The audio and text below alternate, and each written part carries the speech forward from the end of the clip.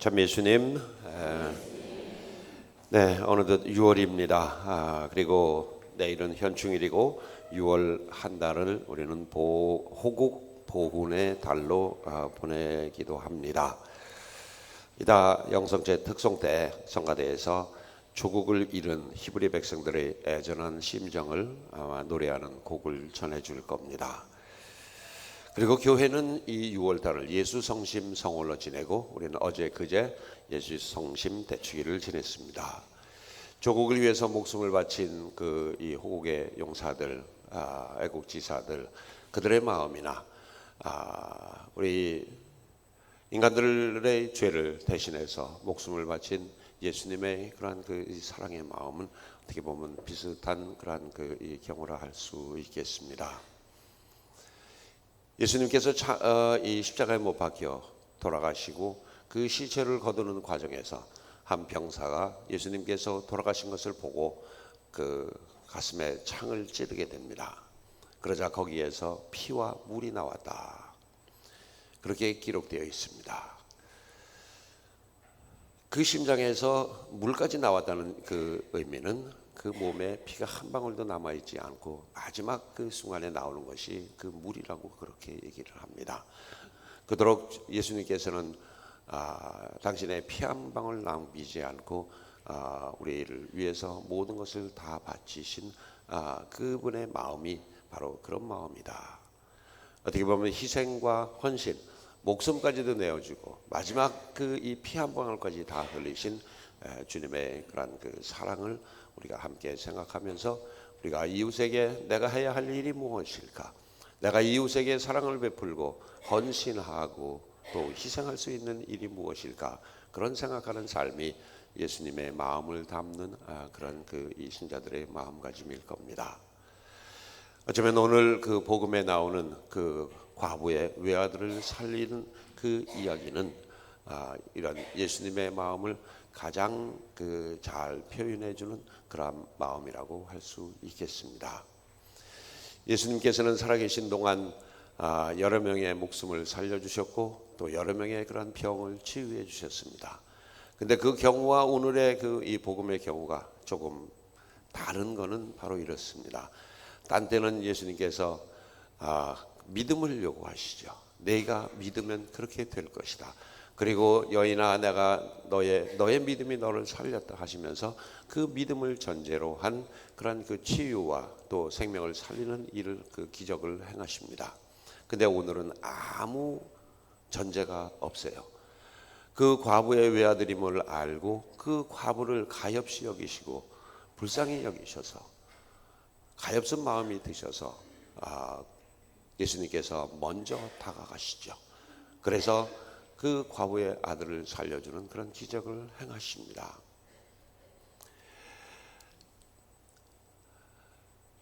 과부에게 있어서 이 외아들이라는 것은 아마 삶의 전부이겠죠.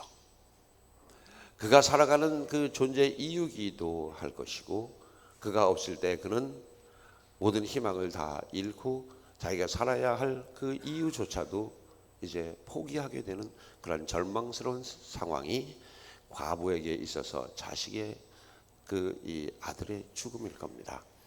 아마 모든 부모에게 다 마찬가지겠습니다만 특별히 세상을 참 서럽게 힘들게 아프게 살아가는 그 과부에게 있어서 그 아들의 존재는 아마도 더 클 겁니다. 바로 그런 사람의 그런 아픔을 그 마음을 예수님께서 먼저 헤아려 주시고 그에게 먼저 다가가셔서 그에게 삶의 희망을 주고 삶의 존재의 이유를 되찾아 주는 그런 역할을 하시는 게 바로 예수님이다라는 이제 그런 정신이 오늘 복음 말씀의 정신입니다. 신부 생활을 하다가 보면 참 난감하고 아이고 이럴 땐 정말 신부된 게 미안하고 죄스럽고 그런 경우가 가끔 있습니다. 오래전 얘기입니다만 어느 본당에 있을 때 얘기입니다. 또 부부가 정말 열심히 절약하고 그 이 아끼고 해서 돈을 모아가지고 집을 샀어요. 새 집을 샀는데 이제 일주일 뒤에 입주 예정입니다. 그리고 그날은 그 부부가 가서 장롱도 맞추고 뭐 가재도구 이렇게 다 주문하고 일주일 뒤에 어디로 배달해 달라고 그렇게 계약까지 하고 온 바로 그날인데, 그날 저녁 둘이 손잡고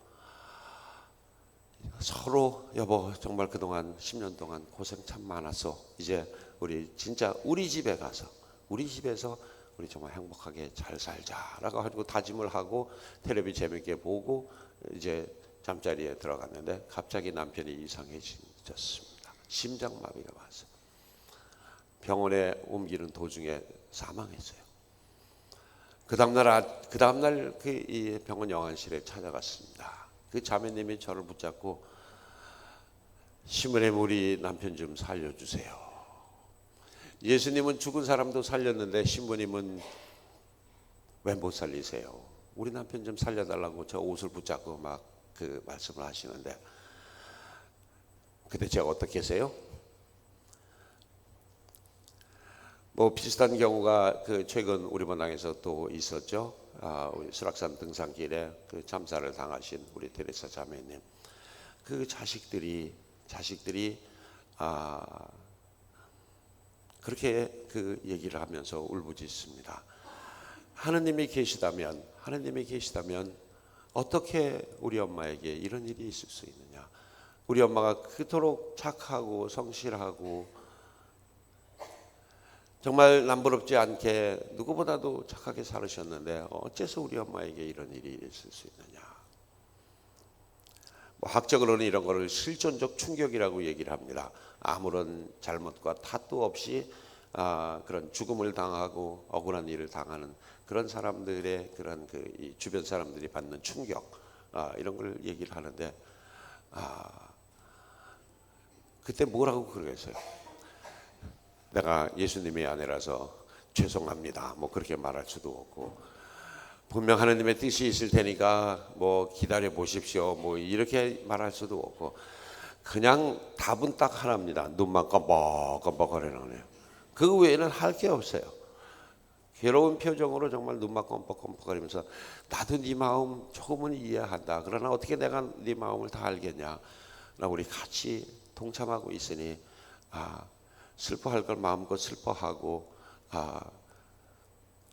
그리고 또 장례 절차는 또 해야 되지 않겠냐? 뭐 이러면서 정말 무거운 발걸음 옮기는 수밖에 없죠. 하여튼 그런 경우 우리 주위에서 얼마든지 많이들 보실 겁니다. 그럴 때 뭐라고 가서 잘난 척 하지 말고요. 뭐라고 그러냐면 하느님이 다 좋은 뜻이 있어서 계획이 있어서 이렇게 데려가셨다.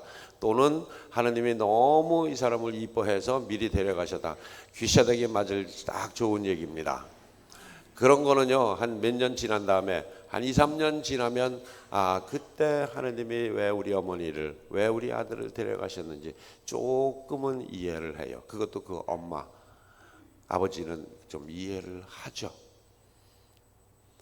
그때는 뭐 할 말 없어요. 할 말 없고 정말 내가 그 당사자와 같은 마음이 되려고 노력하는 그런 마음, 그걸 우리는 측은지심이라고 그렇게 얘기를 합니다. 예수님이 가졌던 가장 그 인간에 대한 가장 깊은 애정의 마음, 그것을 우리는 측은지심이라고 그렇게 표현을 합니다. 그 과부에게 있어서 모든 희망이요, 그다음에 삶의 그러한 이 존재의 이유였던 그 아들을 잃은 그 과부의 마음에 같은 마음으로 힘들어하시고 같이 울고 같이 애통해 하시는 바로 그런 예수님, 그게 바로 우리가 믿는 예수님의 인간적인 면모고 또 인간적인 그런 예수님의 그런 마음입니다. 그래서 예수님의 그런 그 인간됨됨을, 인간성을 표현하는 딱 한마디, 그거는 측은지심이라고 그렇게 얘기를 합니다. 공자님도 그러셨죠. 인간에게 있어서 몇 가지 중요한 마음이 있는데 사단이라고 얘기를 합니다. 남의 고통과 아픔에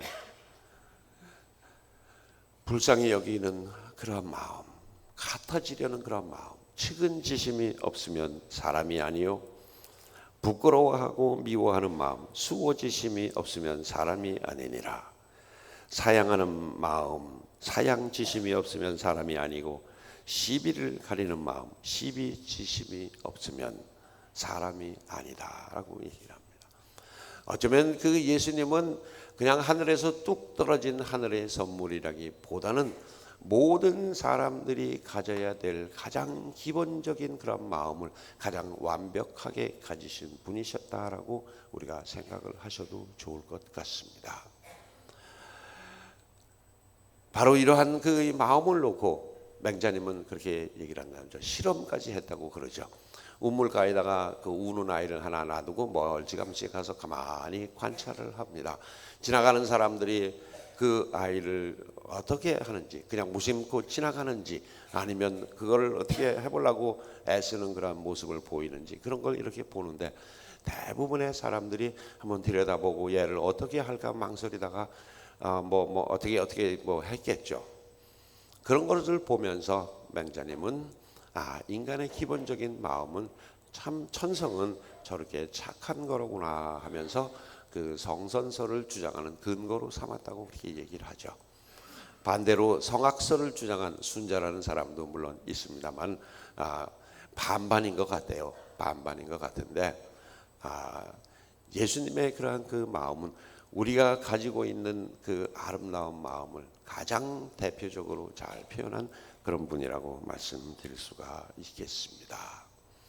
그리고 예수님께서는 당신의 그러한 그 이 마음, 인간을 사랑하고 하나님을 공경하는 그런 마음 때문에 목숨을 바치고 십자가에 못 박혀서 그야말로 피 한 방울 남기지 않고 다 우리에게 내어주시고 가십니다. 성경에는 나오지 않습니다만 누군가가 만들어낸 이야기, 예수님께서 저 십자가에 못 박히시면서 뭐라고 그러셨을까?